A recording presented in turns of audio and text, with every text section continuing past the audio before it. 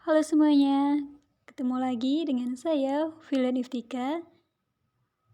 Nah, pada video kali ini saya akan membahas materi dari mata kuliah kepemimpinan, yaitu mengenai konsep dasar, makna, dan model kepemimpinan. Teman-teman udah pada tahu belum sih arti dari kepemimpinan itu sendiri? Kalau teman-teman ada yang tahu, bisa isi di kolom komentar ya. Di sini ada 3 yang saya cantumkan ya.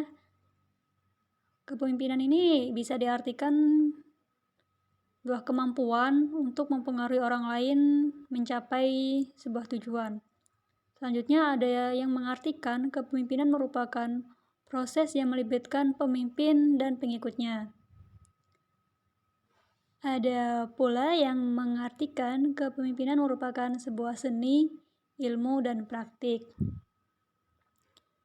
Dan pengertian dari kepemimpinan itu sendiri yaitu sebuah kepemimpinan adalah proses kompleks yang melibatkan kemampuan untuk mempengaruhi orang lain untuk mencapai tujuan bersama.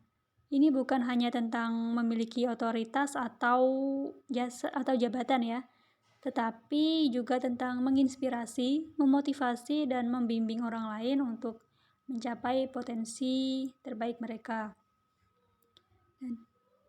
Makna dari kepemimpinan itu sendiri mencapai tujuan organisasi, kedua memotivasi dan menginspirasi orang lain, tiga menciptakan perubahan dan inovasi, yang keempat membangun budaya organisasi yang positif. Mencapai tujuan organisasi di sini sebagai seorang pemimpin yang efektif, kita harus dapat mengarahkan tim dan organisasi kita untuk mencapai tujuan yang telah ditetapkan di awal. Kedua, ada memotivasi dan menginspirasi orang lain. Sebagai seorang pemimpin yang inspiratif, dapat membangkitkan semangat dan antusiasme maaf ya teman-teman agak dalam diri pengikutnya untuk bekerja keras dan mencapai hal-hal yang luar biasa. Yang ketiga, ini ada menciptakan perubahan dan inovasi.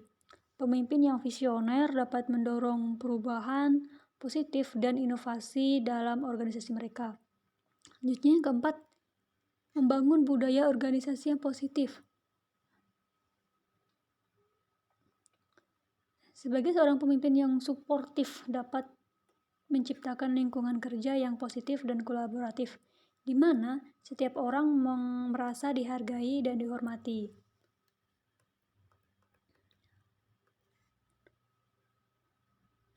Berbagai gaya kepemimpinan dapat diterapkan dalam situasi yang berbeda. Berikut ini yaitu model kepemimpinan. Ada beberapa model ya. Pertama, ada model kepemimpinan autokratis. Kedua, model kepemimpinan demokratis.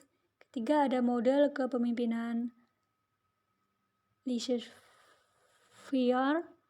Keempat, ada kepemimpinan transaksional. Dan yang terakhir, ada kepemimpinan transformasional. Model dari kepemimpinan autokratis sendiri, di sini pemimpin memiliki kendali penuh dan membuat keputusan secara sepihak dan tidak dengan sedikit atau tanpa masukan dari pengikut. Jadi pengikut ini hanya mengikuti perintah dari pemimpinnya. Dan yang kedua, model kepemimpinan demokratis.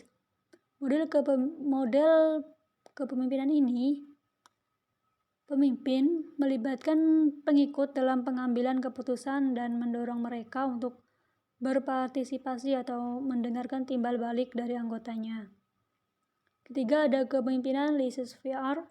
Nah, pada kepemimpinan ini, seorang pemimpin memberikan kebebasan otonomi yang besar kepada pengikut dan sedikit arahan atau intervensi. Yang keempat, ada kepemimpinan transaksional. Di sini, pemimpin memotivasi pengikutnya dengan sistem penghargaan dan hukuman berdasarkan kinerja yang telah mereka capai. Selanjutnya kelima ada kepemimpinan transformasional. Seorang pemimpin menginspirasi pengikutnya untuk mencapai tujuan yang lebih tinggi dan mendorong mereka untuk mengembangkan kemampuan dan potensi mereka. Pemimpin yang efektif harus mampu beradaptasi dengan situasi dan kebutuhan pengikutnya.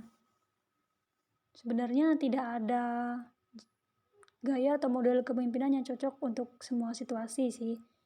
Pemimpin yang cerdas tuh harus bisa memilih gaya kepemimpinan yang paling tepat untuk mencapai tujuan yang diinginkan, dan harus siap untuk mengubah pendekatan jika diperlukan.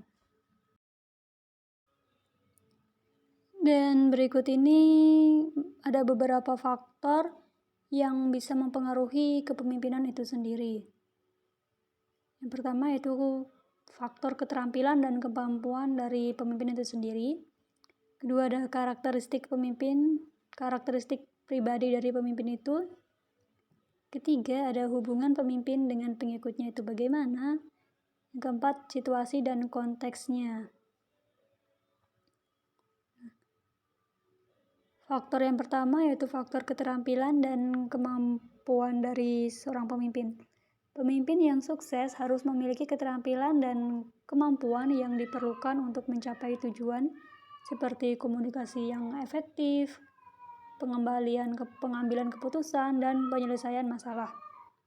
Dan kedua itu ada karakteristik pribadi pemimpin. Sifat-sifat pribadi seperti karisma, integritas, dan kepercayaan diri dapat memainkan peran penting dalam efektivitas kepemimpinan. Faktor yang ketiga yaitu ada faktor hubungan pemimpin dengan pengikutnya. Kepercayaan, rasa hormat, dan komunikasi yang terbuka antara pemimpin dan pengikutnya sangat penting untuk membangun tim yang kohesif dan mencapai tujuan bersama. Faktor yang terakhir yaitu ada faktor situasi dan konteks. Faktor eksternal seperti budaya, industri, dan kondisi ekonomi dapat mempengaruhi gaya kepemimpinan yang paling efektif untuk sebuah organisasi atau pengikutnya. Jadi gini ya teman-teman, dari penjelasan yang sudah saya jelaskan dari awal dapat disimpulkan dari materi ini yaitu kepemimpinan adalah elemen penting dalam mencapai kesuksesan individu dan organisasi. Dengan mencapai berbagai aspek kepemimpinan, mengembangkan keterampilan yang diperlukan, dan beradaptasi dengan situasi yang berbeda, individu dapat menjadi pemimpin yang efektif dan membawa perubahan positif bagi dunia di sekitarnya. Baik teman-teman, saya rasa cukup sampai di sini penjelasan saya. Untuk selanjutnya tunggu video-video saya selanjutnya, dan jangan lupa untuk di like dan subscribe agar saya lebih semangat untuk mengerjakan tugas saya membuat video-video ini ya teman-teman. Bye-bye.